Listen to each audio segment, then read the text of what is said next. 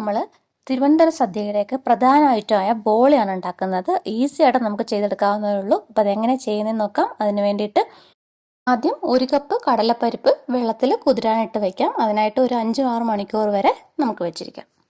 അതിനുശേഷം നമുക്ക് ഒരു 2 ടൈപ്പിലാണ് നമ്മൾ മാവ് എടുക്കുന്നത്. ആദ്യം കടലമാവ് കൊണ്ട് ഒരു മാവ് ഉണ്ടാക്കി വെക്കും. അതുപോലെ തന്നെ മൈദാമാവും, അത് രണ്ടും വെച്ചിട്ടാണ് നമ്മൾ പരത്തിയെടുക്കുന്നത്. അപ്പോൾ ആദ്യം മൈദാമാവ് വെച്ചിട്ട് നമുക്ക് ഒരു ഡോ ആക്കി എടുക്കാം. അതിന് വേണ്ടിയിട്ട് മൈദാമാവ് 1 കപ്പാണ് എടുത്തേക്കുന്നത്. അതിലേക്ക് നമ്മൾ കുറച്ച് മഞ്ഞൾപ്പൊടി, ഒരു 1/4 ടീസ്പൂൺ മഞ്ഞൾപ്പൊടി, അത് കളറിന് വേണ്ടിയിട്ടാണ്. ഫുഡ് കളർ ചേർക്കേണ്ട ആവശ്യമില്ല, ഇത് തന്നെ മതിയാവും. മഞ്ഞൾപ്പൊടി ചേർക്കാം. പിന്നെ അതിന് കുറച്ച് ഉപ്പും കൂടെ ചേർത്ത്, മധുരം വേണ്ടവർക്ക് മധുരം ഇടാം. പക്ഷേ ഇപ്പം സാധാരണ സദ്യയിലെ പായസത്തിനോട് കഴിക്കുമ്പോൾ പിന്നെ മധുരത്തിൻ്റെ ആവശ്യമില്ല. പിന്നെ നമുക്ക് സാധാരണ വെള്ളത്തിൽ തന്നെ, ചൂടുവെള്ളമൊന്നുമല്ല, സാധാരണ വെള്ളത്തിൽ തന്നെ ഇത് കുഴച്ചെടുക്കാം. അപ്പം ഞാനിതിവിടെ കൂടുതൽ എഡിറ്റ് ചെയ്യാതെ ഫുള്ളായിട്ട് കാണിക്കുന്നുണ്ട്. കാര്യം അപ്പോൾ ആ ഒരു എത്രത്തോളം ഞാൻ വെള്ളം ചേർക്കുന്നു എന്നുള്ളതൊക്കെ മനസ്സിലാവുമല്ലോ. അതിന് നമ്മൾ കുറച്ച് വെള്ളം ഇങ്ങനെ ഒഴിച്ചിട്ട് ഇങ്ങനെ ക്രംബാക്കി എടുത്തിട്ട് കുറേശ്ശെ ചേർത്താൽ മതി. ഇല്ലെങ്കിൽ വെള്ളം കൂടിപ്പോയി കഴിഞ്ഞാൽ പിന്നെ പരത്താൻ പറ്റത്തില്ല. അപ്പോൾ നമ്മൾ കുറേശ്ശെ ചെയ്ത് കൊടുക്കുന്നതാണ് നല്ലത്. അപ്പോൾ അതിനാവശ്യത്തിന് വെള്ളം ഒഴിച്ചു കൊടുക്കാം. കുറച്ചൊന്ന് വെള്ളമൊക്കെ ആയിക്കഴിഞ്ഞാൽ നമുക്ക് കയ്യിലൊക്കെ ഒട്ടുന്ന മാറാൻ വേണ്ടിയിട്ട് കുറച്ച് നല്ലെണ്ണ കയ്യിൽ തടവിയിട്ട് ഒന്നും കൂടി കുഴച്ചെടുക്കാം. സദ്യയുടെ ബോളിയിലൊക്കെ കിട്ടുന്നത് മെയിനായിട്ട് നല്ലെണ്ണയുടെ ഒരു ടേസ്റ്റ്, കടൽമാവിൻ്റെ ടേസ്റ്റാണ് മുന്നിൽ വരുന്നത്. നമുക്ക് മൈദാമാവിലാണ് അത് കുഴച്ചേക്കുന്നതെന്ന് അറിയാനേ പറ്റാത്ത രീതിയിലാണ് ഉണ്ടാക്കിയെടുക്കേണ്ടത്. അപ്പോൾ ഇത് നമുക്ക് നന്നായിട്ട് കുഴച്ചെടുക്കാം.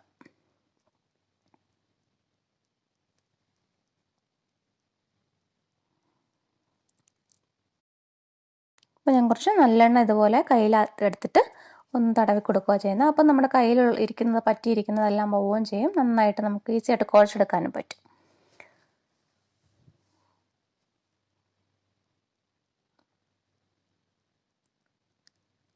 അപ്പം നമ്മൾ ചപ്പാത്തിയുടെ പരുവത്തിന് തന്നെ അങ്ങ് കുഴച്ചെടുത്താൽ മതി. കൂടുതൽ വെള്ളം പോലെ ഒന്നും ആവണ്ട, ചപ്പാത്തിയുടെ പരുവത്തിന് കുഴച്ചെടുക്കാം. ഇനി നമ്മളിത് കുറച്ച് നേരം മാറ്റി വയ്ക്കാം. അപ്പോഴേക്കും അതിന് മുകളിലായിട്ട് കട്ടിയാകാതിരിക്കാൻ വേണ്ടിയിട്ട് നല്ലെണ്ണ തന്നെ ആ ബോളിൽ ഫുള്ളായിട്ടൊന്ന് സ്പ്രെഡ് ചെയ്തിട്ട് ഒരു പാത്രം വെച്ച് അടച്ചു വയ്ക്കാം.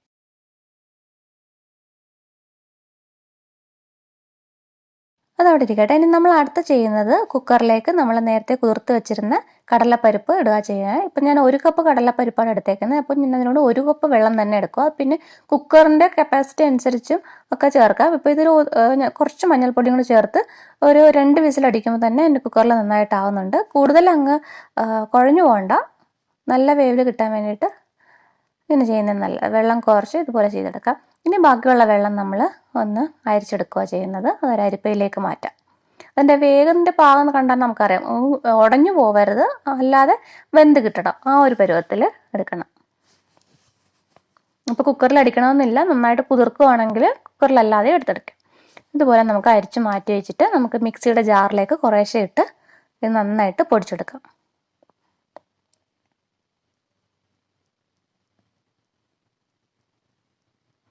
അപ്പോൾ ഞാൻ ഇതെല്ലാം പൊടിച്ചെടുത്തിട്ടുണ്ട്. അപ്പം നമുക്കിത് കയ്യിൽ ഉരുട്ടി നോക്കുമ്പോൾ അറിയാം ഒരു പാകം കിട്ടുന്നത്. നല്ല ഉരുട്ടിയെടുക്കാൻ പറ്റണം, ആ ഒരു രീതിയിൽ കിട്ടും. അതല്ല കുറച്ച് ഹാർഡായി തോന്നുമെങ്കിൽ കുറച്ച് നെയ്യോ എണ്ണയോ ഒക്കെ ചേർത്താൽ, അല്ലെങ്കിൽ കുറച്ച് വെള്ളം തന്നെ സ്പ്രെഡ് ചെയ്ത് ഒന്ന് മയത്തിലാക്കിയെടുക്കാൻ പറ്റും. അപ്പോൾ അതുപോലെ എല്ലാ ബോൾസും ആക്കിയെടുക്കാം. ഇനി നമ്മൾ മൈദാമാവ് കൊണ്ടുള്ള ബോൾസാണ് ചെയ്യാൻ പോകുന്നത്. അത് നോക്കിയാൽ അറിയാം, കുറച്ച് നേരം ഇരുന്നപ്പോൾ തന്നെ നല്ല സോഫ്റ്റായിട്ട് മാറിയിട്ടുണ്ട്. ഇനി നമുക്ക് അതിൽ നിന്ന് ഒരു ചെറിയൊരു ബോളുണ്ട്. അപ്പം കടലപ്പരിപ്പിൻ്റെ അത്രയും ബോൾ വേണ്ട, ചെറിയൊരു ബോളായിട്ട് നമ്മൾ ഔട്ടറായിട്ട് ചെറുതായിട്ട് കൊടുക്കുന്നേ ഉള്ളൂ, ഒരു ഔട്ടർ കവറിങ് പോലെ. അപ്പോൾ ഇതുപോലെ ഒന്ന് സ്പ്രെഡ് ചെയ്തിട്ട് ഇതിൽ നിന്നൊരു ബോളെടുത്ത് നമുക്കിതിനകത്തേക്ക് വയ്ക്കാം.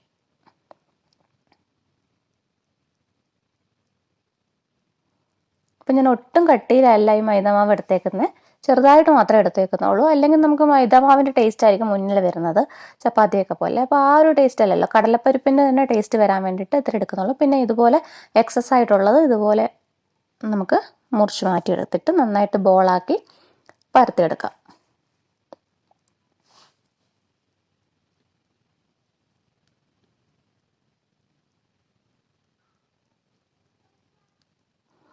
നമ്മളൊരു കട്ടിംഗ് ബോർഡിലോ കൗണ്ടർ ടോപ്പിലോ ഇതുപോലെ കുറച്ച്, ഞാൻ അരിപ്പൊടിയാണ് ഇതിന് വിതറിയേക്കുന്നത്, അത് ഒട്ടിപ്പിടിക്കാതിരിക്കാൻ കുറച്ച് അരിപ്പൊടി വിതറിയിട്ട് നമുക്കിതുപോലെ പരത്തിയെടുക്കാം. ഇത് നല്ല കട്ടി കുറഞ്ഞായിരിക്കുന്നത്, അതുകൊണ്ട് പെട്ടെന്ന് പൊട്ടിപ്പോകാനും ചാൻസ് ഉണ്ട്. അപ്പോൾ നമ്മൾ ഹാൻഡിൽ ചെയ്യുമ്പോൾ കുറച്ച് കെയർഫുൾ ആയിരിക്കണം.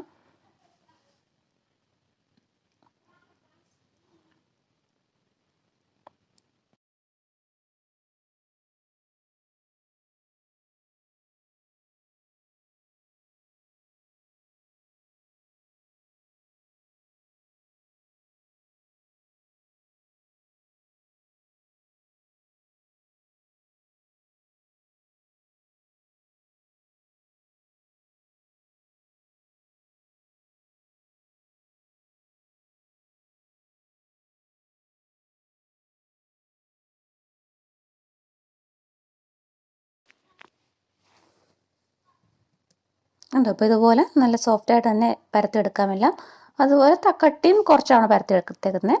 അങ്ങനെ എല്ലാം പരത്തിയെടുക്കാം. എന്നിട്ട് നമ്മളിനി ചുട്ടു തുടങ്ങാം. ഇതെല്ലാം പരത്തി കഴിഞ്ഞാൽ ചുട്ടു തുടങ്ങാം.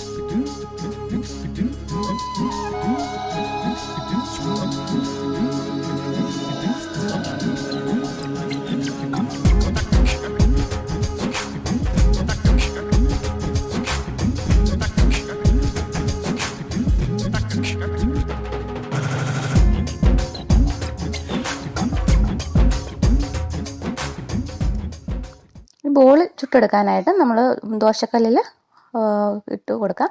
എണ്ണയുടെ ആവശ്യമില്ല. എണ്ണ വേണമെങ്കിൽ ചേർക്കാം, അല്ലെങ്കിൽ നെയ്യ് ടേസ്റ്റ് കൂടാൻ വേണ്ടിയിട്ട് വേണമെങ്കിൽ നെയ്യൊക്കെ ചേർക്കാം. പക്ഷേ ഒതൻറ്റിക്കായിട്ട് ചെയ്യുമ്പോൾ ഇതൊന്നും ചേർക്കാറില്ല. ഇതുപോലെ നമുക്ക് ഓരോന്ന് തിരിച്ച് മറിച്ചിട്ട് ചുട്ടെടുക്കാം. അധികം വേവില്ല, കാരണം നമ്മൾ മൈദമാവിൻ്റെ ചെറിയൊരു കോട്ടിങ് മാത്രമല്ലേ ഉള്ളൂ. അപ്പോൾ അധികം വേവൊന്നുമില്ല. ചെറുതായിട്ട് തന്നെ ഒരു മീഡിയം തീയിൽ രണ്ട് സൈഡും മാറിയിട്ട് ചുട്ടെടുക്കാം.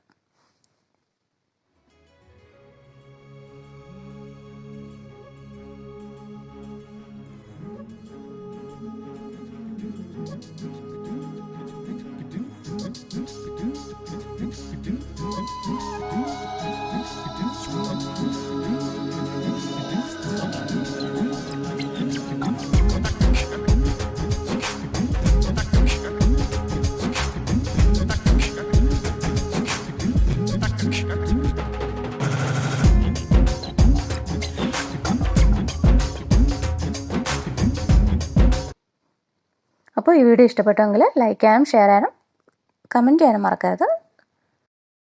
അപ്പോൾ നമ്മുടെ ചാനൽ സബ്സ്ക്രൈബ് ചെയ്യാനും മറക്കരുത്.